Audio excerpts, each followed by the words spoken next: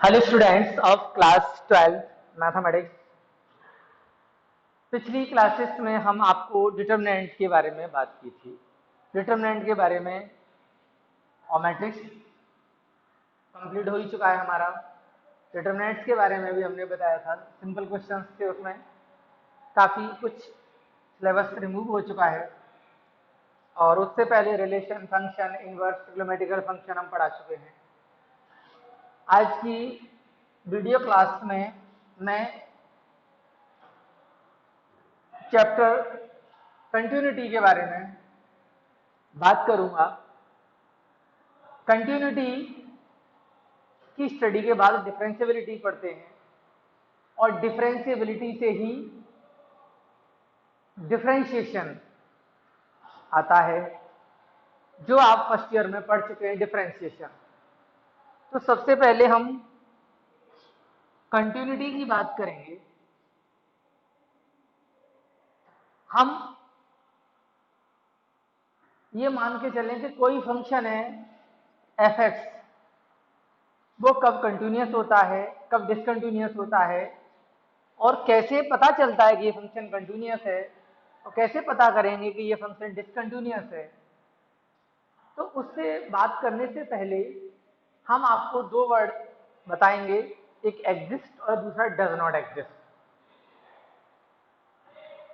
मैं ग्राफ के थ्रू समझाने की कोशिश कर रहा हूँ, फिर अलजेब्रा थ्योरी पढ़ाएंगे इसकी। तो सबसे पहले ये देखिए कि सपोज ये बाई एक्सिस, ये एक्स एक्सिस, यदि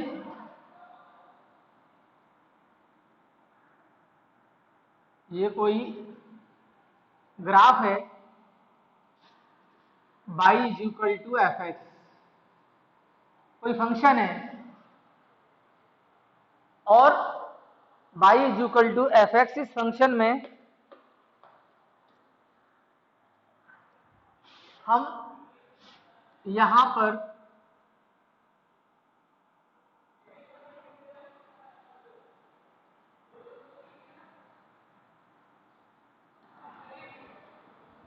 विचार करें, इस पॉइंट पर विचार करें।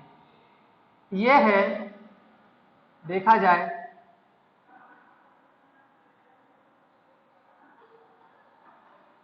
ए, एक्स ए की ओर टेंड्स टू है, x axis by axis, x a की ओर टेंड्स टू है, चल रहा है। तो हम इस ए के थोड़ा सा पहले विचार करें और थोड़ा सा बाद में। ये y equal to x function है, ए लेने पर एफ एक्स हमारा ये डोमेन हो गया, ये रेंज हो गया, x की वैल्यू a हो गई तो ये एफ ए हो जाएगा, इसको कहेंगे एफ ए। तो एफ ए ये हो जाएगा। अब एफ ए लंबाई को हम एल से भी रिप्रेजेंट कर सकते हैं। तो जब हम इस ग्राफ पर विचार करें, इस फंक्शन पर हम विचार करते हैं, तो हम देखते हैं कि x लिमिट जो हम देख रहे हैं कि limit x tends to a है, a की ओर चलते हैं। तो a से थोड़ा सा पहले विचार करते हैं, तो x tending to a minus, और ये वैल्यू है फंक्शन की, ये जो लंबाई है वो L1 है, इस a से पहले थोड़ा सा, और a के बाद में ये लंबाई भी L1 ही है। थोड़ा सा आगे, थोड़ा सा इसके पीछे अगर विचार करते हैं, तो हम ये देख रहे हैं कि limit x tends to a plus, थोड़ा सा आगे विचार करें, थोड़ा सा पीछे, इस फंक्शन की वैल्यू दोनों में L1 आती है। तो इसका मतलब ये हुआ, इसको बोलते हैं लेफ्ट हैंड लिमिट, इसको राइट हैंड लिमिट। तो जब left hand limit equal to right hand limit equal to L1 है, तो फंक्शन एग्जिस्ट कहलाता है, फंक्शन एग्जिस्ट कर रहा है यहाँ पे, लेकिन कंटिन्यूअस नहीं है।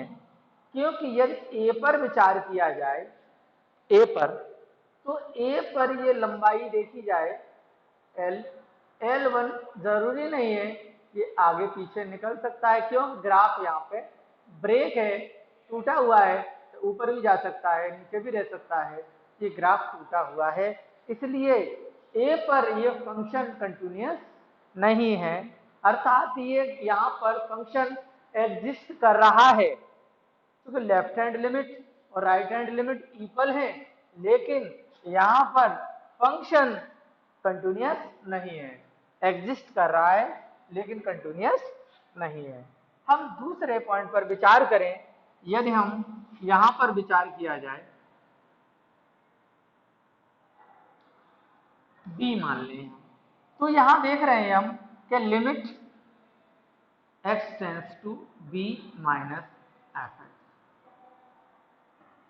बी से थोड़ा सा पहले विचार करें तो ये वैल्यू यहां L2 है, और थोड़ा सा आगे विचार करें तो ये वैल्यू L3 है। तो एक्सटेंडेड टू ए पर, बी पर विचार करते हैं fx, तो ये L2 है, और limit extended to b plus पर यदि हम देखें तो ये वैल्यू L3 है। तो हम यहां देख रहे हैं कि ये इस पॉइंट पर बी पर left hand limit not equal to at b पर लेफ्ट हैंड लिमिट पहला वाला not equal to right hand limit के। तो यहां function does not exist, does not exist. ये फंक्शन यहां पर बी पर एग्जिस्ट नहीं कर रहा है, कंटिन्यूअस भी नहीं है और एग्जिस्ट भी नहीं कर रहा, अर्थात अस्तित्व में नहीं है, यहाँ पर डज नॉट एग्जिस्ट है, लेकिन यहाँ फंक्शन अस्तित्व में है, एग्जिस्ट कर रहा है, लेकिन कंटिन्यूअस नहीं है। तो फंक्शन सबसे पहले कि कंटिन्यूटी के लिए फंक्शन डिफाइन होना चाहिए, और डिफाइन फंक्शन जब हो जाता है उसके बाद फंक्शन डिफाइन होने के बाद एग्जिस्ट करना चाहिए, और उस फंक्शन पर, उस पर्टिकुलर वैल्यू पर, अर्थात एफ एक्स एफ ए रखने पर वैल्यू एफ ए भी आना चाहिए, एफ एक्स की जगह पर लिमिट रख दें तो एफ ए भी L1 आना चाहिए, लिमिट एक्सटेंडेड टू ए रखने पर एफ ए भी L1 आना चाहिए, अर्थात left hand limit, right hand limit और फंक्शन की वैल्यू तीनों इक्वल होते हैं तो फंक्शन कंटिन्यूअस होता है, अदरवाइज फंक्शन डिसकंटिन्यूअस माना जाता है। तो यहां पर हम कुछ क्वेश्चनों पर विचार करेंगे, किसी पॉइंट पर। अब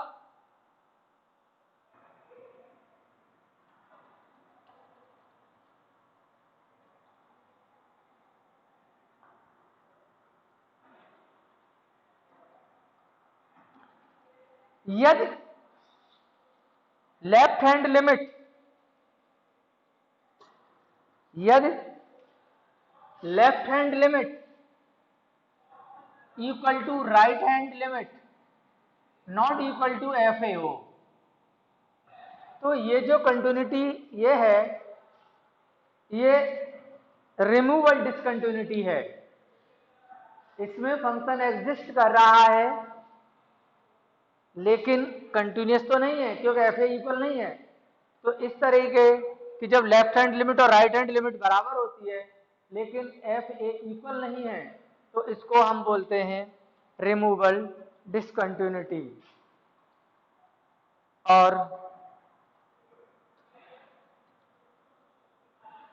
लेफ्ट हैंड लिमिट और right hand limit, left hand limit और राइट हैंड लिमिट दोनों इक्वल नहीं है। Left hand limit not equal to right hand limit, ये दोनों लिमिट इक्वल नहीं है, तो ये कहलाएगा आपका डिसकंटिन्यूटी ऑफ फर्स्ट काइंड।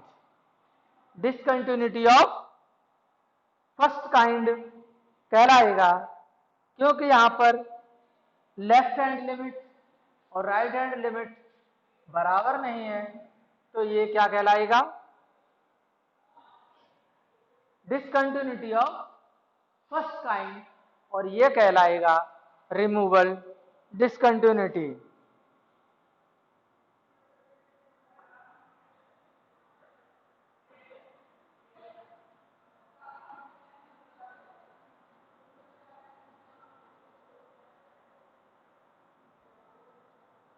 और जब ये x function f(x) said to be have the discontinuity of second kind at x is equal to a पर कहलाएगा if and only if left hand limit या फिर राइट हैंड लिमिट या both does not exist. Left hand limit और right hand limit या दोनों exist नहीं करते, तब कहलाएगा डिसकंटिन्यूटी ऑफ सेकंड काइंड।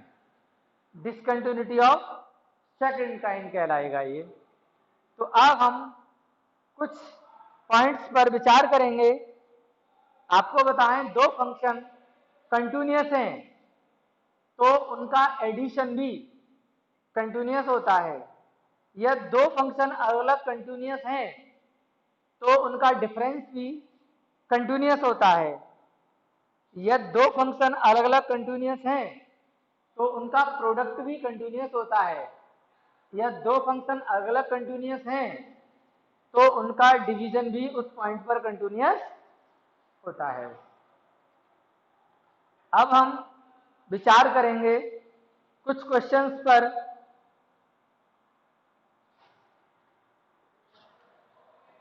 कैसे कंटिन्यूटी सॉल्व करते हैं, इस पर हम विचार करेंगे।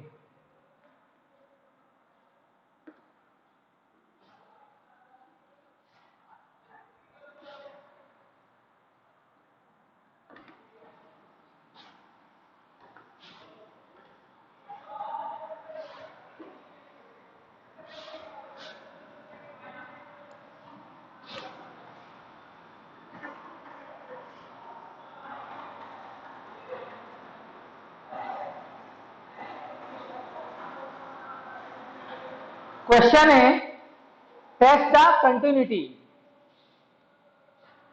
Of a function at origin. एक फंक्शन है, उसका ओरिजिन पर कंटिन्यूटी चेक करना है। क्वेश्चन है, mod x upon x not equal to 0 और इसकी वैल्यू 1 है एट x इक्वल टू 0 पर। टेस्ट करना है कि continuity of function at origin पर, बताना है कि ये फंक्शन कंटिन्यूअस है एट ओरिजिन पर। इसके लिए हम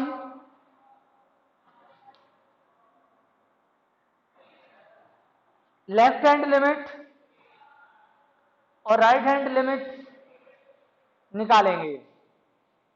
तो सबसे पहले हम left hand limit at x is equal to 0 पर ऐसे आप लिखेंगे। दो तरीके में बताऊंगा कंटिन्यूटी सॉल्व करने के। ये मेथड थोड़ा आसान पड़ता है, दूसरा वाला मेथड है वो हर क्वेश्चन पे लागू हो जाता है, इससे कहीं कहीं कंफ्यूज हो जाए तो दूसरा मेथड बताऊंगा कंटिन्यूटी निकालने का। Left hand limit at x equal to 0 पर हम निकालेंगे तो limit x tending to 0 minus f x, ऐसे लिख लिया जाता है 0 माइनस एफ एक्स। अब इसके बाद लिमिट यहां पर अगले स्टेप में x टेंड्स टू 0 लिखते हैं और यहां लिख देते हैं f, यहां 0 है तो 0 माइनस h। x की वैल्यू 0 से कम है क्योंकि ये fx है, x की वैल्यू 0 से कम है तो आप फर्स्ट fx की वैल्यू ऊपर वाली लेंगे। तो यहां लिख देंगे limit s tends to 0 mod में 0 minus h upon 0 minus h। तो limit s tends to 0 h upon minus h, ये -1 वैल्यू आ गई। अब हम राइट हैंड लिमिट पर विचार करेंगे at x is equal to 0 पर limit x tending to 0 plus f x, limit x tending to, आप राइट हैंड लिमिट पर विचार करेंगे तो लिमिट यहां x टेंडेंट टू 0 हो जाएगा और f 0 प्लस h लिख देंगे यहां। तो limit h tends to 0 f 0 plus h, 0 से बड़ा है x का मान तब भी यही वैल्यू लेंगे फंक्शन की, तो यहां हो जाएगा 0 plus h upon 0 plus h। तो इसमें value limit h tends to 0 h upon h आ गया, दैट 1 आ गया। तो हम यहां देख रहे हैं कि लेफ्ट हैंड लिमिट और राइट हैंड लिमिट इक्वल नहीं है। Left hand limit not equal to right hand limit, therefore function continuous नहीं हो सकता क्योंकि यहां पे ये फंक्शन एग्जिस्ट ही नहीं कर रहा है, अर्थात ये लेफ्ट हैंड लिमिट और राइट हैंड लिमिट इसकी इक्वल नहीं है। अब हम, क्योंकि यहां पर ये लेफ्ट हैंड लिमिट -1 है और राइट हैंड लिमिट +1 है, तो ये पॉसिबल है नहीं कि ये दोनों लिमिट के ये फंक्शन कंटिन्यूअस हो जाए, ओरिजिन पर ये फंक्शन कंटिन्यूअस नहीं हो सकता। तो इसके बाद मैं और क्वेश्चंस बताता हूं आपको इसके कंटिन्यूटी के।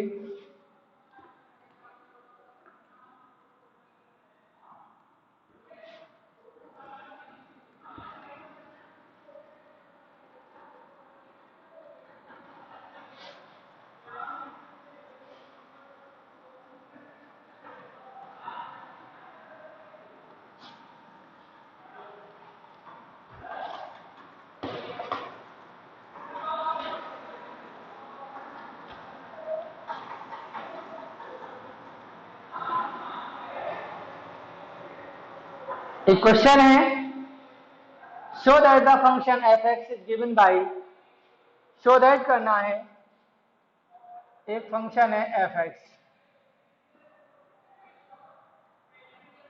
X is equal to x sine 1 upon x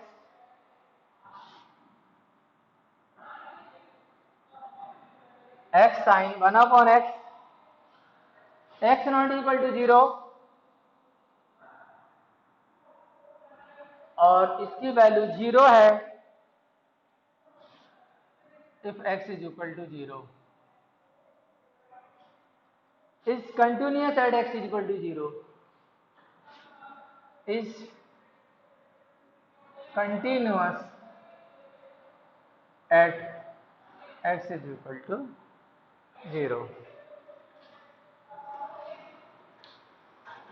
ये जो फंक्शन है f x is equal to x sine 1/x, x not equal to 0 पर फंक्शन की वैल्यू है और इस फंक्शन की वैल्यू 0 है जब x इज इक्वल टू 0 पर। ये प्रूव करना है, ये शो दैट करना है कि ये फंक्शन कंटिन्यूअस है।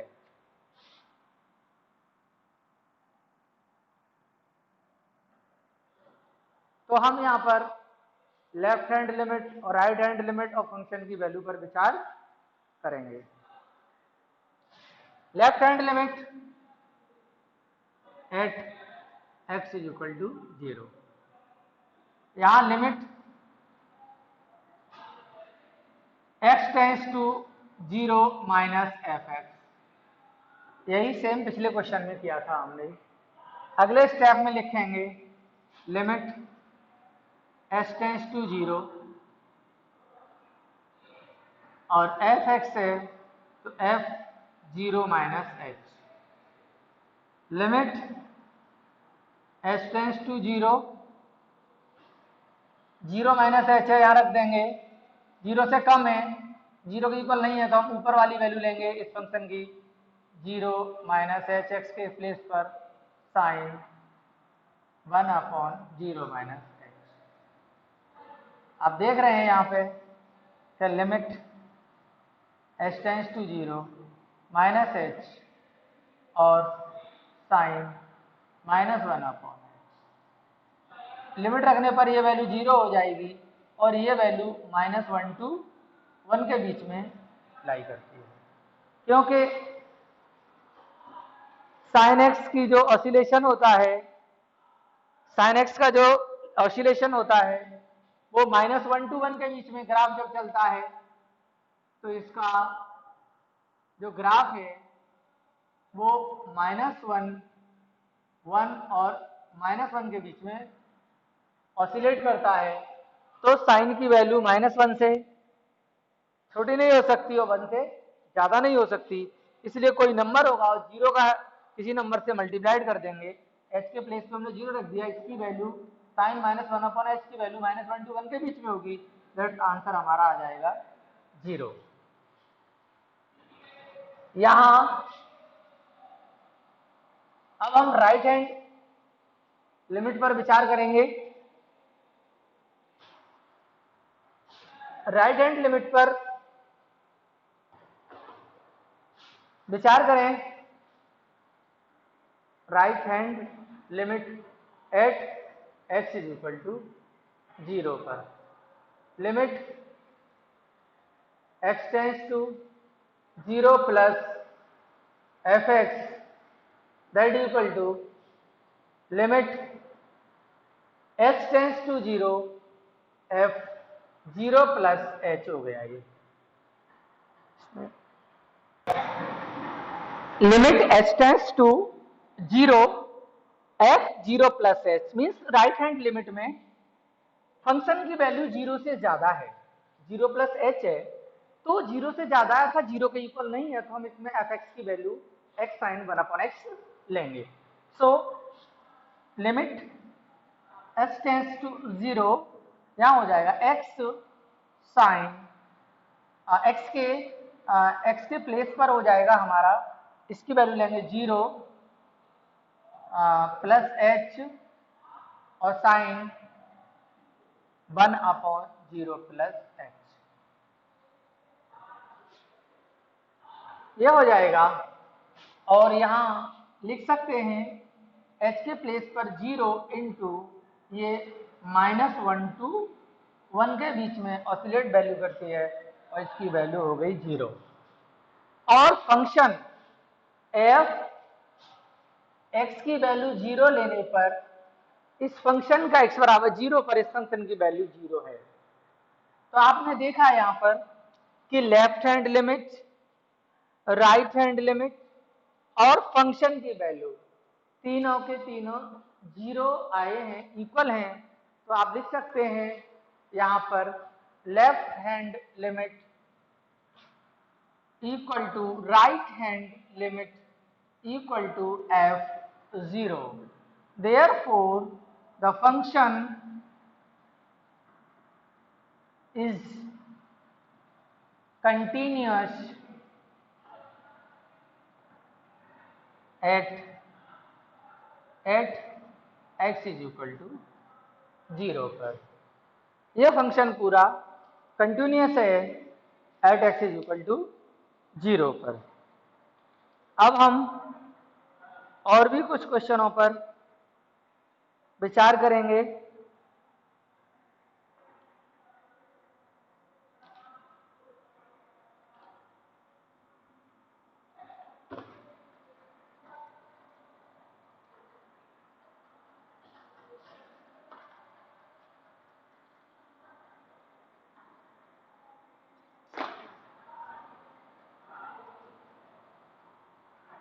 जैसे एक क्वेश्चन है,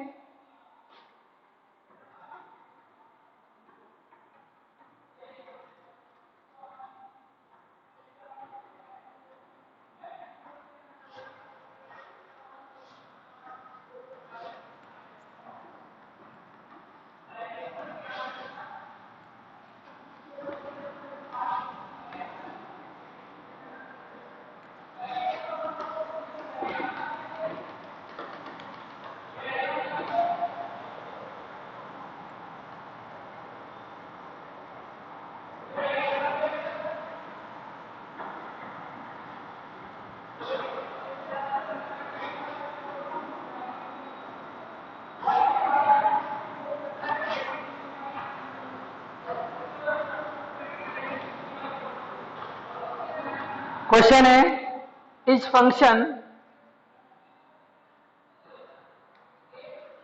इज, क्या एक फंक्शन है f x is equal to x plus 5 x minus 5 if x less than equal to 1, if x is greater than 1। तो ये फंक्शन कंटिन्यूअस है, ये बताना है कि ये फंक्शन कंटिन्यूअस है या नहीं है। तो फंक्शन कंटिन्यूअस के लिए left hand limit at x is equal to 1 पर विचार करेंगे। Limit x tending to 1 minus f x, x की वैल्यू एक से कम है, एक से कम है तो ये वैल्यू ली जाएगी। तो हम इसे ऐसे भी लिख सकते हैं, limit x tending to 1 minus 0 भी लिख सकते हैं एक्स के स्थान पर। लेकिन मैंने एक और तरीका ये बता रहा हूं, दूसरा वाला, कि लिमिट एक्स टेंडेंट टू 1, ये 1 माइनस है तो ये बता रहा है कि वैल्यू एक से ज्यादा है एक से कम है। एक से कम है, एक से कम के लिए ये वाला फंक्शन लिया जाएगा। और ये जो एफ एक्स की जगह पर एक्स प्लस 5 ले लिया गया है तो यहाँ से ये माइनस हटा देते हैं, एक्स टेंडेंट टू 1 लिख दिया जाता है और फिर इसकी वैल्यू रख देते हैं 1 प्लस के 5 दैट इक्वल टू ये 6 हो गया। उसके बाद राइट हैंड लिमिट पर बात करते हैं। Right hand limit at x is equal to 1 पर। तो limit x tends to 1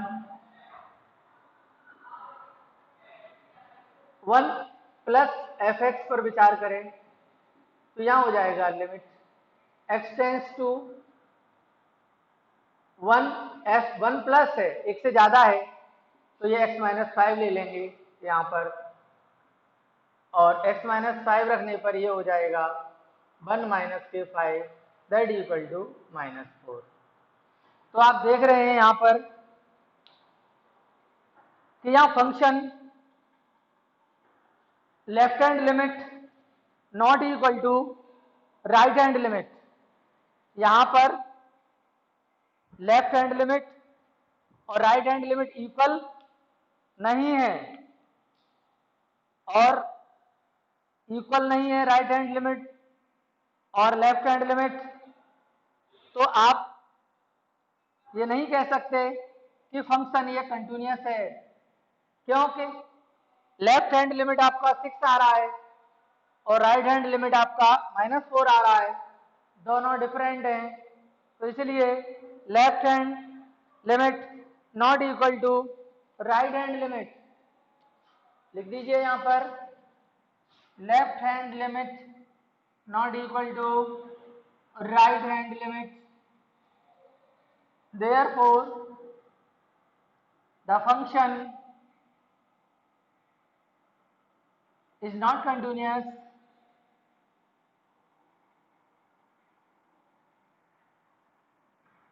at x is equal to 1 पर। x is equal to 1 पर यह फंक्शन कंटिन्यूअस नहीं है। तो आपको मैंने बताया कि जब फंक्शन कंटिन्यूअस जब भी होगा जब आप लेफ्ट हैंड लिमिट और राइट हैंड लिमिट और उस फंक्शन की तीनों की वैल्यू इक्वल आ जाएगी तो फंक्शन कंटिन्यूअस होगा, अदरवाइज फंक्शन डिसकंटिन्यूअस होगा। अब हम कुछ और क्वेश्चनों पर विचार करते हैं इसी कंटिन्यूटी के।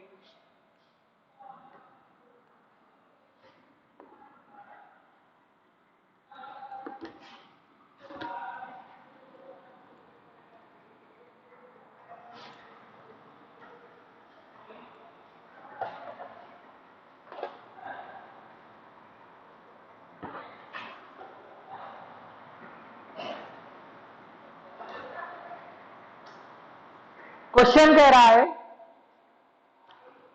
Determine the value of k, determine the value of k इस following function is continuous at x equal to 3। एक फंक्शन दे रखा है f x is equal to x square minus 9 upon x minus 3 if x not equal to 3 और k if x is equal to 3। तो ये function है, add कितने पर हमें x इज इक्वल 3 पर हमको फाइंड के इफ एफ एक्स इतने is continuous at x equal to 3 पर। फंक्शन कंटिन्यूअस है तो k की वैल्यू फाइंड करनी है। तो यहां पर आप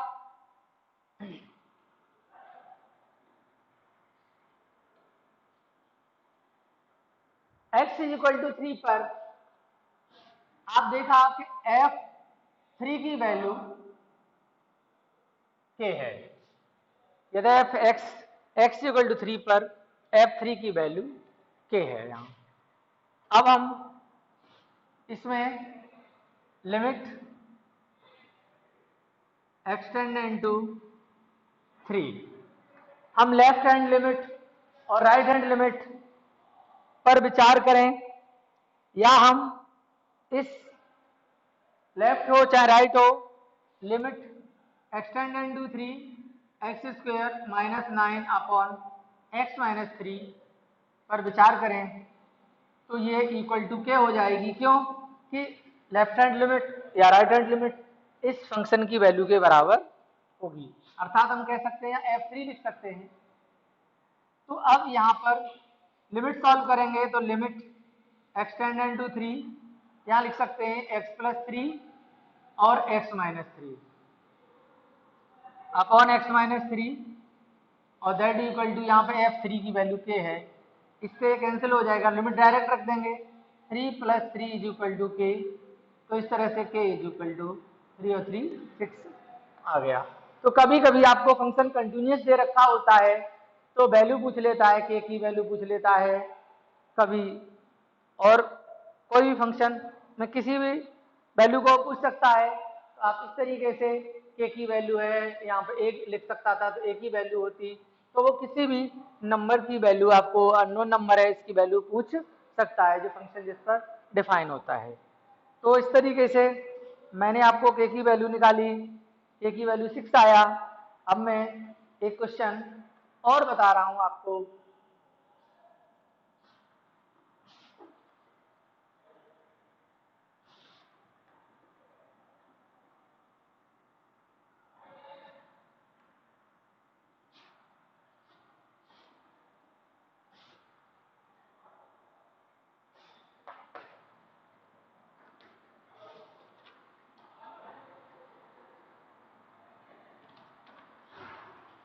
क्वेश्चन है if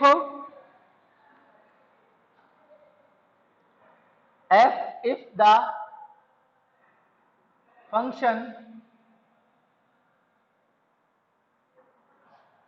fx is given by fx is equal to 3ax plus b 11 और 5ax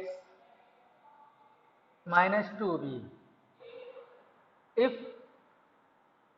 x is greater than 1, x is equal to 1 और x is less than 1। ये दे रखा है is continuous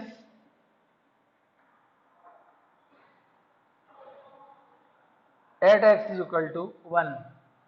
कंटिन्यूस है, find a and b। a और b की value find करनी है यहां पर। तो यहां सबसे पहले आप लेफ्ट हैंड लिमिट लेंगे, left hand limit at x is equal to 1 पर लिमिट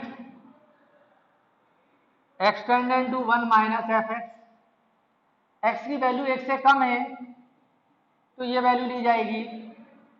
तो यहाँ लिमिट एक्सटेंडेड टू 1 लिख सकते हैं और यहाँ पर 5ax माइनस 2b x के प्लेस पर 1 रख देंगे तो ये हो जाएगा 5a माइनस 2b। अब हम राइट हैंड लिमिट लेंगे एट x इक्वल टू 1 पर। तो यहां हो जाएगा limit extended to 1 plus f x, एक से बड़ा है x की वैल्यू तो लिमिट एक्सटेंडेड टू 1, एक से बड़ा होने पर 3ax प्लस b होगा, 3ax प्लस b वैल्यू लेंगे और लिमिट रखेंगे तो ये सॉल्व होके आएगा 3a प्लस b। ये आपकी राइट हैंड लिमिट है और ये आपकी लेफ्ट हैंड लिमिट है। फंक्शन की वैल्यू f1 पर 11 है। तो आप एक बार लेफ्ट हैंड लिमिट को 11 के इक्वल लिख सकते हैं और राइट हैंड लिमिट को भी इसकी 11 के इक्वल लिख सकते हैं। तो दो इक्वेशन बन जाएंगी, उनको आप आसानी से solve. Since function is continuous, function is continuous है इसलिए 3a plus 5b is equal to 11, equation 1 of 5a minus 2b is equal to 11, equation 2। दोनों इक्वेशन को हम सॉल्व करेंगे, 2 का इससे प्रोडक्ट कर देंगे, 5 का इससे प्रोडक्ट कर देंगे तो की वैल्यू हम सॉल्व कर सकते हैं अर्थात हम निकाल सकते हैं। तो इसे इंटू करेंगे तो ये हो जाएगा सॉल्विंग 1 एंड 2। तो इसे 2 से इंटू करेंगे 6a plus 10b is equal to 22, 5 से ऐसे करेंगे 25a minus 10b is equal to 5 से करें 5 5 25, 5 2 जा 10b ऑफ 11 5 जा 55। यहाँ पर ये कैंसिल हो गया, इन दोनों को ऐड कर देंगे तो ये हो जाएगा 31a दैट इक्वल टू, इनको ऐड करेंगे 7 और ये 7। तो 5 और 2 7 और ये 7 सॉल्व करेंगे। यहाँ पर 5a पहला आया है आपका 5a minus 2b, 5a left hand limit में 5a माइनस 2b है इज इक्वल टू 11 और लेफ्ट हैंड लिमिट में 3a plus b is equal to 11, 5a minus 2b is equal to 11 और 3a प्लस बी है यहाँ पे ये mistake हुई है, इसको ध्यान से सुनिए। यहाँ पर ये उतारने में यहाँ पर क्योंकि यहाँ 3a प्लस बी है तो इसको सॉल्व करेंगे तो यहाँ 2 से प्रोडक्ट कर देंगे, यहाँ लिख सकते हैं सॉल्विंग 1 एंड 2, यहाँ पर 2 से इंटू कर देंगे तो 3 2 या 6a plus 2b is equal to 22, 5a minus 2b is equal to 11, cancel का हो जाएगा 2b, a हो जाएगा 11a इज इक्वल टू 33। तो यहाँ से एक ही वैल्यू निकलेगी, एक ही वैल्यू फाइंड हो जाएगी यहाँ से 3 और एक ही वैल्यू आप किसी एक इक्वेशन में रख देंगे तो 3 14 1 3 into 3 plus b that equal to 11, तो b is equal to 11 minus के 9, तो b is equal to 2। a की वैल्यू 2 आ गई, b की वैल्यू 3 आ गई। आपसे यही वैल्यू पूछी थी कि a और b की वैल्यू फाइंड करिए। तो इस तरह से आप कंटिन्यूटी पढ़ सकते हैं, कंटिन्यूटी के सारे क्वेश्चन लगा सकते हैं। यही मेथड है कंटिन्यूटी सॉल्व करने का।